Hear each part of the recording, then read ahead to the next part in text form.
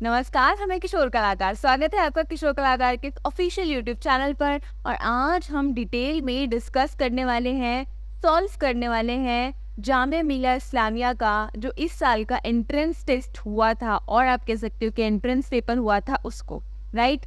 तो जैसे कि आप सभी जानते हो कि जो एंट्रेंस पेपर होते हैं वो specially even if we talk about previous year papers that actually play a vital role, right. तो उससे जो है आपकी काफ़ी ज़्यादा हेल्प हो जाती है, आपको एग्ज़ाम का पैटर्न समझ आ जाता है, एग्जामिनर कहाँ कहाँ से कौन कौन से टॉपिक उसके फेवरेट बने हुए हैं और कहाँ कहाँ से रिपीटेडली क्वेश्चन पूछता है, इसका आपको आइडिया लग जाता है, राइट। तो ये हमारे एंट्रेंस एग्जामिनेशन होने वाला है आपका इस साल का, राइट। और ये हम आज सेट जो हमारे सेट ए है, पार्ट 1 है या फिर ए है, वो हम सॉल्व करने वाले हैं। तो जी हाँ, शुरू करने से पहले मतलब कि यहाँ पर I would like to introduce myself. अगर आप नए हो हमारे किशोर कलाकार के प्लेटफॉर्म पर, तो my name is Mohini Kishor and I have done BA degree in art history major from College of Art, and after that I have also completed a master's degree in art history major from Banaras Hindu University, and I have also qualified NET in my first attempt, and then I have also cracked my government teaching art examination. ये art examination होता है आपका, अगर आपको government art का teacher बनना है, उसको मैंने फर्स्ट अटेम्प्ट में क्रैक किया है। After that yes, with having 3 years of teaching experience in art history, today I am here again before you to provide you the right guidance, right? Yes, तो जैसे कि आप सभी जानते हो, जो BFA पेंटिंग का जो हमारा सिलेबस है और जो पैटर्न है वो कुछ इस तरह से रहता है, जिसमें जो स्टूडेंट्स आपकी वेटेज होती है वो 60% जो होती है आपकी प्रैक्टिकल होती है और 40% आपका थ्योरेटिकल पार्ट होता है। सिलेबस का बहुत डिटेल वीडियो हमने बनाया हुआ है चैनल पे, आप वो जाकर देख सकते हैं। उसके बाद अब यहाँ पर आप देख सकते हो अगेन जो सिलेबस है उसके बारे में मेंशन किया गया है। अब हम बढ़ते हैं अपने पेपर की तरफ, जल्दी से जंप करते हैं। और अब यहाँ पर आप देख सकते हो जो फर्स्ट क्वेश्चन हमसे रेस किया गया है वो है आपका करंट अफेयर से रिलेटेड क्वेश्चन, जो आपको हमने लास्ट वीडियो में सिलेबस कंप्लीट सिलेबस की डिटेल्स दी थी, उसमें हमने मेंशन किया था और मैंने आपको बताया भी था कि जो रीसेंट के इवेंट रहते हैं और जो बड़े इवेंट रहते हैं ना मेजर, उनसे स्पेशली क्वेश्चन रेज किए जाते हैं, ठीक है।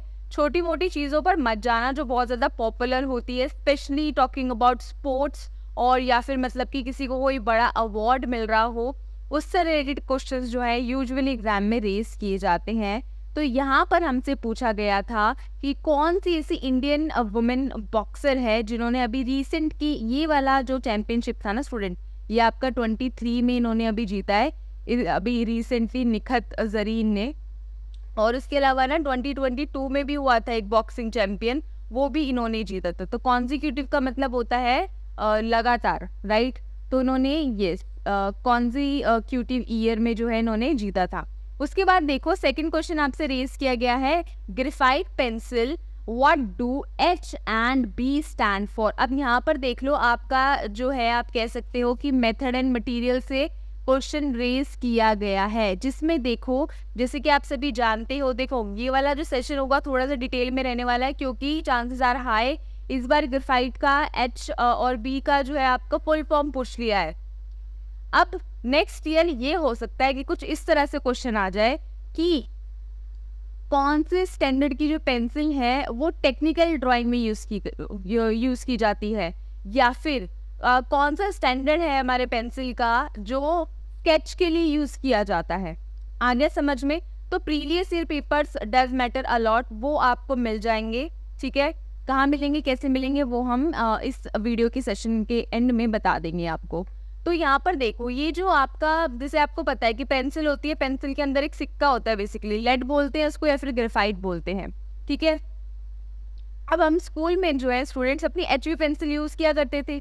अब यहाँ पर आप देखो I have added one thing in this slide. यहाँ पर देखो आपको और क्लैरिटी देते हैं हम, ये देखो जैसे कि अब आप यहाँ पर देख सकते हो कि ये हमारी स्कूल की ही पेंसिल होती है, ठीक है। अब ये जो मतलब कि हमारा जो ग्रेफाइट होता है ना, बेसिकली ये जितना ज़्यादा सॉफ्ट होता है वो उतना ज़्यादा डार्क होता चला जाता है। The point being H stands for hardness, right? H stand for hardness and B stand for blackness. ठीक है, अब यहाँ पर ये देखो कि जो हमारा ग्रेफाइट होता है, पेंसिल का जो लेड होता है, वो जितना ज़्यादा हार्ड होगा स्टूडेंट, वो उतना ज़्यादा लाइट होगा, राइट।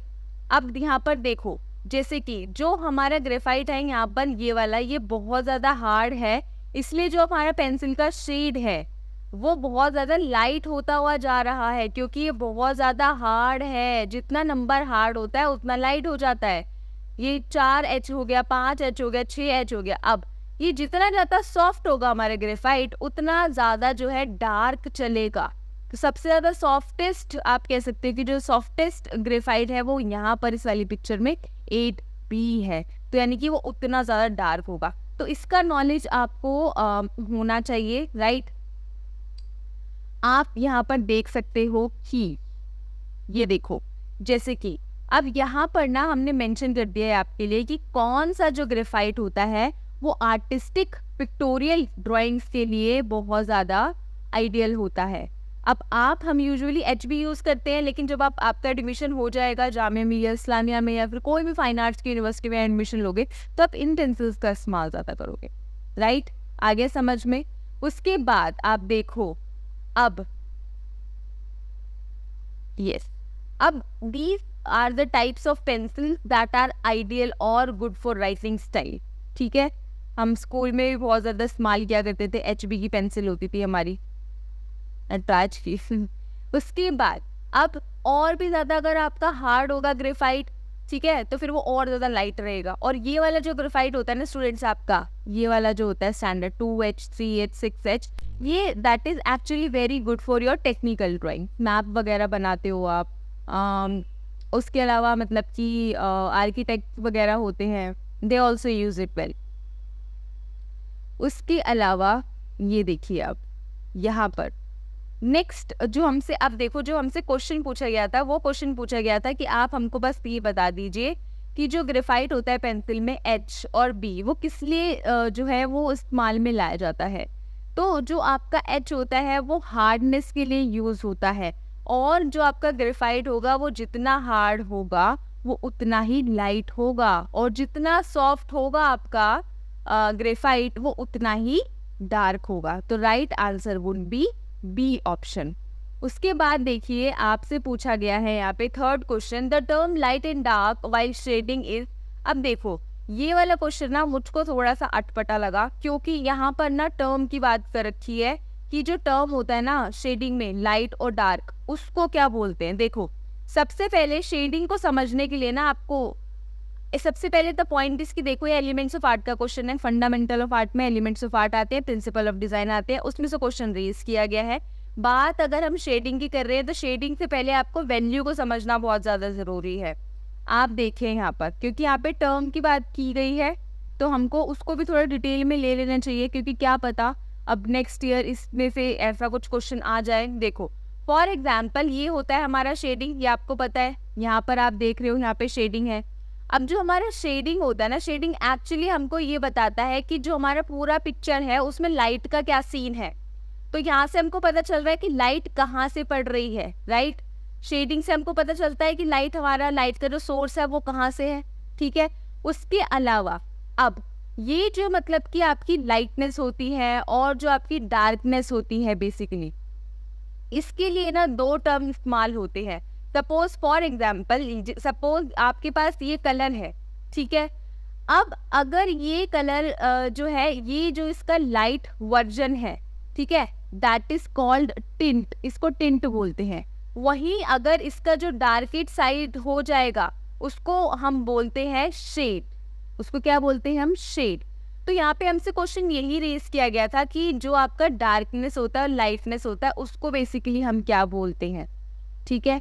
तो यहाँ पर आप ऑल्सो स्टूडेंट्स कंट्रास्ट में भी बहुत ज़्यादा वो रहते हैं, वो भी आपको पता होना चाहिए, क्योंकि ये सब ना बेसिक चीज़ें हैं। हमको सिर्फ ये ही देखना है कि एग्जाम में पूछ क्या रहा है, हमको उसका दिमाग भी पढ़ना है एग्जामिनर का, ठीक है, कि उसका पर्पस क्या है इसके पीछे पूछने का। तो यहाँ पर देखो हमसे क्वेश्चन पूछा गया था कि जो लाइट एंड डार्क है जो हमारे शेडिंग में होता है, तो वो एक्चुअली मतलब कि क्या बोलते हैं उस टर्म को। बट देखो ऑप्शन थोड़े अलग दे रखे हैं, बट ठीक है, उसका डेफिनेशन की कॉन्टेक्स्ट में तो हम आंसर देंगे ही, ऑब्वियस सी बात है। बट हाँ, फिर भी चलो जहाँ पे आंसर हमको ऑप्शन दिए उसे हम मैनेज करते हैं। यहाँ पर हमको बोला है shading according to light falling on the object. Obvious सी बात है, हम शेडिंग उसी के अकॉर्डिंग करते हैं। बट ये जो लाइट और डार्क का कॉन्सेप्ट है ना, वैल्यू के अंडर आता है आपका। और जैसे ही आपका जितनी लाइट होती रहेगी उसको आप टिंट बोलोगे, जो ह्यू होता है, जो कलर होता है, उसकी वैल्यू। ठीक है, तो ये सब चीज़ें भी आपको स्टूडेंट्स पता होनी चाहिए। तो चलिए बढ़ते हैं हम अपने नेक्स्ट क्वेश्चन की तरफ। नेक्स्ट क्वेश्चन हमसे पूछा गया था कि ये देखो, यहाँ पर ना मैंने यहाँ पर स्पेशली आपके लिए ये भी कंट्रास्ट का भी कॉन्सेप्ट रेज किया था यहाँ पे, ताकि आपको थोड़ा सा और समझ आ जाए कि जो कलर मतलब जो बेसिकली कंट्रास्ट होता क्या है। जब हम दो किसी ऑपोजिट एलिमेंट को एक साथ रख देते हैं तो फिर हम क्या होता है कि एक चीज़ पे ना बहुत ज़्यादा फोकस जाता है। ठीक है, फॉर एग्जाम्पल यहाँ पर ऑपोजिट एलिमेंट्स है, यहाँ पे दोनों कलर है, ये कंट्रास्ट क्रिएट कर रहे हैं। अब देखो यहाँ पर एक कंबाइनेशन है हमारी एलिमेंट्स की, लेकिन सबसे ज़्यादा जहाँ फोकस कहाँ जा रहा है आपका इस वाले पे फोकस जा रहा है। क्यों? क्योंकि यहाँ पे हमने डिफरेंट कलर का इस्तेमाल किया है। इस वाले कॉम्पोजिशन में फोकस कहाँ जा रहा है आपका? यहाँ जा रहा है। क्यों? क्योंकि फिर यहाँ पे हमने बहुत बड़ा साइज क्रिएट किया है, तो इसको बोलते हैं कंट्रास्ट। तो ये भी आपको समझ होनी चाहिए इसकी। ठीक है, जब आप अगर पढ़ रहे हो, सॉल्व कर रहे हो पेपर, तो इन सब चीज़ों के बारे में आपको थोड़ा बहुत नॉलेज होना चाहिए। ये इतना बेसिक क्वेश्चन है ना, इतना ज़्यादा बेसिक क्वेश्चन है, एग्जामिनर का पता नहीं हर साल फेवरेट बना रहता है। एक ना एक क्वेश्चन, एक नहीं तो कम से कम 2 क्वेश्चन तो आप ये लगा लो हर साल पूछते ही पूछते हैं कि प्राइमरी कलर क्या होता है। वो चीख चीख के एग्जामिनर आपसे पूछता है, प्लीज़ बता दो भाई क्या होता है प्राइमरी कलर, क्या होता है प्राइमरी कलर, बता दो यार, उनको बता दो प्लीज़, आप बता दो। यहाँ पर अब देख रहे हो इस साल क्या पूछा है, इन्होंने बोला है कि अब ना प्राइमरी कलर नहीं पूछूंगा, अब मैं पूछूंगा कि जो प्राइमरी कलर है इन केस ऑफ लाइट क्या होता है वो बता दो। इतना खूबसूरत क्वेश्चन इस बार डिजाइन किया एग्जामिनर ने। देखो ये कलर व्हील है आपका। ठीक है, आप हमारी ऑनलाइन क्लासेस ज्वाइन कर सकते हो, उसमें हमने बहुत अच्छी खूबसूरत तरीके से इस टॉपिक को बहुत कंपाइल किया है। ठीक है, हमारे बैचेस आप ज्वाइन कर सकते हो। बट फिर भी आज हम क्योंकि सॉल्व कर रहे हैं तो इसको हम थोड़ा अच्छे से लेकर चलेंगे। आपको पता है जो हमारे प्राइमरी कलर होते हैं वो क्या होते हैं हमारे, आपके येलो होते हैं, ब्लू होता है और आपका स्टूडेंट्स रेड होता है, right. But when we talk about in case of light, तो हमारे 2 कलर जो है मोड वो निकल कर आते हैं, राइट। 2 कलर मोड वो निकल कर आते हैं, RGB एंड CMYK। मैम ये क्या होता है? रेड, ग्रीन, ब्लू, सियान, magenta, yellow, black. These are 2 modes of colors students. For example, ये होता है आपका प्रिंटिंग मीडिया में जो है आपका यूज में लाया जाता है, और ये जो होता है आपका RGB ये आपका डिजिटल मीडिया के लिए यूज में लाया जाता है। मैम ये CMYK क्या होता है, ये RGB आप ये क्या बता रहे हो, हमको समझ नहीं आ रहा है। चलिए तो अब हम आपको थोड़ा सा इसके बारे में डिटेल में बता देते हैं। देखो स्टूडेंट्स, जो भी इमेज आप देखते हो अपने टीवी पर, अपने मोबाइल पर, वो एक बेसिकली एक तरह का एक कलर पैलेट यूज करता है। और जैसे कि फॉर एग्जांपल, जैसे कि आप अगर मतलब कि बहुत पास से जाके देखोगे ना अपनी स्क्रीन के अंदर, तो आपको है ना इस तरह के कुछ पिक्सल नजर आएंगे। ठीक है, और ये जो सारे पिक्सल होते हैं ना, ये मिल मिलकर एक इमेज का निर्माण करते हैं, या फिर मतलब कि एक फॉर्मेशन करते हैं कलर का। और अगर इनको और जाके पास में देखोगे ना, तो मतलब आपको देखने को मिलेगा कि ये बेसिकली 3 कलर होते हैं आपके पिक्सल में भी ना, ऐसे हजारों करोड़ों मिलियन पिक्सल्स होते हैं, उससे जाके फिर आपको एक कोई इमेज दिख पाती है। तो ये बेसिकली 3 हमारे कलर होते हैं, that is called RGB students, red, green, blue. और एक होता है आपका CMYK आपका होता है प्रिंटिंग प्रोसेस के लिए यूज होता है। किताब वगैरह छपवाते हो ना, प्रिंटिंग प्रेस में जाना, उनके पास सिर्फ 4 कलर होते हैं। उनकी जो रिफिल होती है ना, पूरा उनका जो कलर होता है उसमें सिर्फ 4 कलर होते हैं। और उनकी सहायता से जो हमारा प्रिंटर होता है वो पिगमेंट्स लेता है और नए पिगमेंट्स का निर्माण करता है, नए नए कलर को जनरेट करता है, दैट इज कॉल्ड CMYK।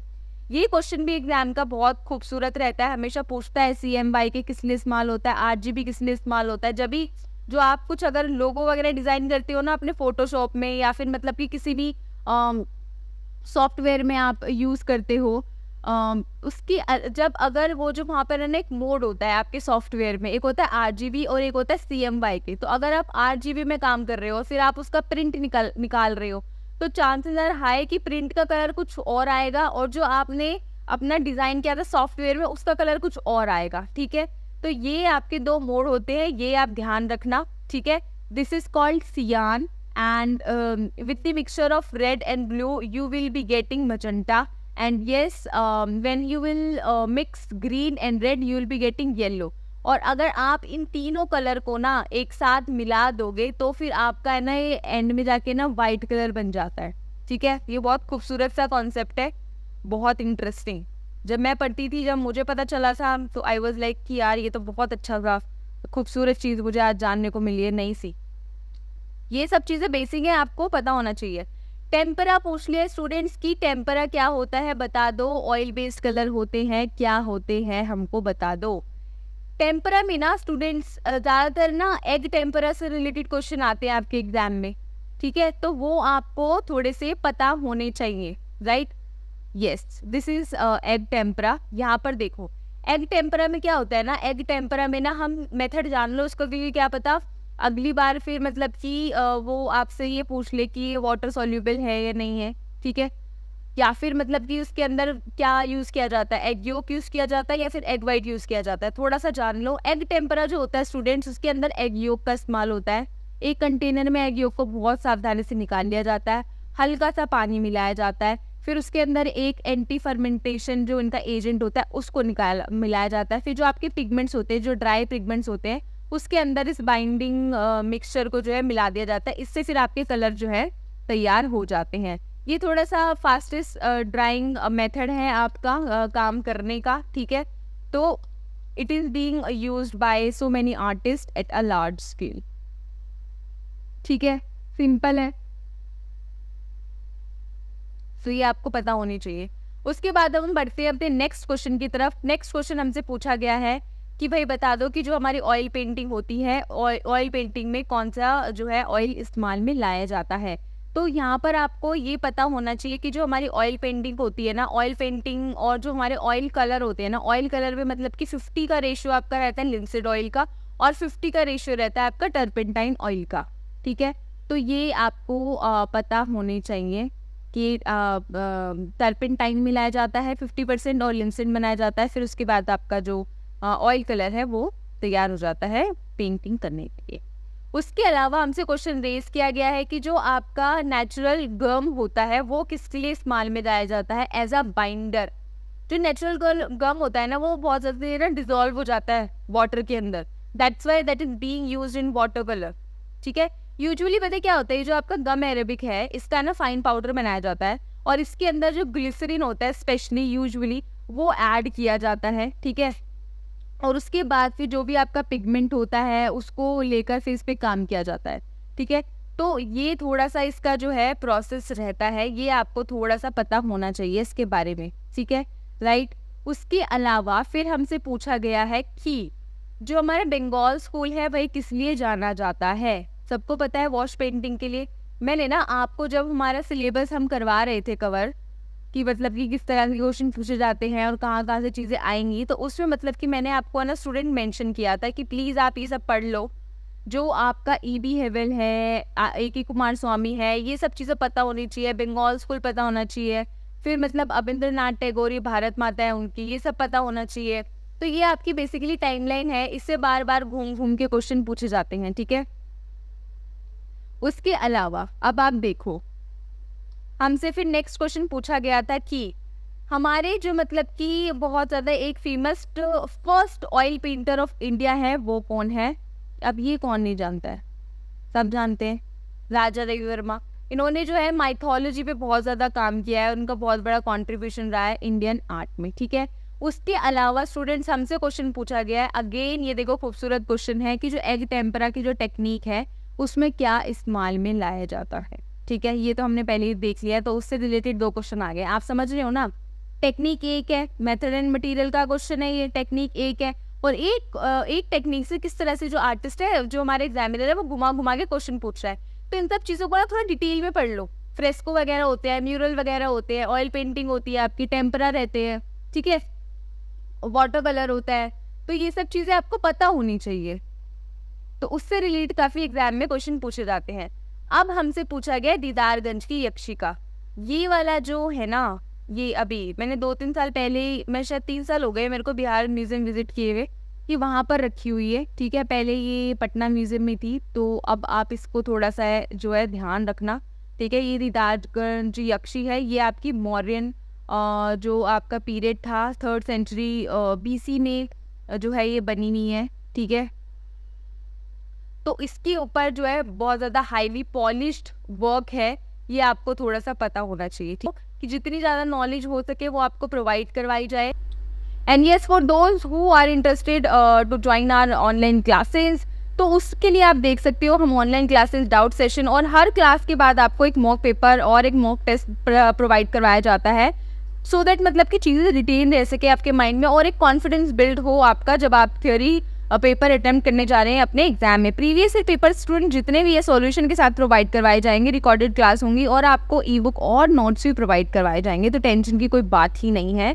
और ये सब हमारी ऑनलाइन क्लासेस ज्वाइन कर सकते हैं 2 ईजी स्टेप्स में, जिसमें सबसे नंबर 1 आपको हमारे वीडियो की डिस्क्रिप्शन में गूगल फॉर्म मिलेगा, आप जाइए उसको ओपन कीजिए, उसको फिल कीजिए। बेसिक डिटेल्स है आपकी नाम, फ़ोन नंबर, ईमेल आईडी, ठीक है। आप उसको फिल कीजिए, कौन सा बैच आपको लेना है और मतलब कि आपका मीडियम क्या रहने वाला है, बस आप ये फिल कीजिए, सबमिट कीजिए। उसके बाद फिर आपको कुछ नहीं करना है। उसके बाद फिर हम आपको आपके व्हाट्सएप नंबर पर और ईमेल आईडी पे हमारे जो कोर्स की डिटेल्स है स्टूडेंट, वो आपको प्रोवाइड करवा दी जाएंगी, ठीक है। And yes, after paying the course fee, उसके बाद फिर आपको हमारी क्लासेस का लिंक प्रोवाइड करवा दिया जाएगा। And yes, you are good to go, हमारी ऑनलाइन क्लासेस स्टार्ट हो जाएंगे। These are some of our results, और हम उम्मीद करते हैं स्टूडेंट कि नेक्स्ट आपका हमारा स्क्रीन पर हो। उसके अलावा जो हमारे प्रीवियस ईयर पेपर्स हैं जे स्कूल ऑफ आर्ट के स्टूडेंट, वो आप हमारे टेलीग्राम चैनल पे जुड़िए, वहाँ पर जाके फ्री में डाउनलोड कर सकते हैं और एक फ्री एक्सेस आप ले सकते हैं हमारे मॉक पेपर का, ठीक है। तो हाँ, with this I would like to end this session students. तो ये था हमारा आज का सेशन, और इसके अलावा जो आपका पार्ट 4 है और जो फाइनल पार्ट है आपका इस पेपर का, इस वीडियो के बाद वो भी आपको मिल जाएगा। तो चलिए मिलते हैं अपने नेक्स्ट सेशन में, जब तक के लिए किशोर कलाकार से जुड़ने के लिए धन्यवाद।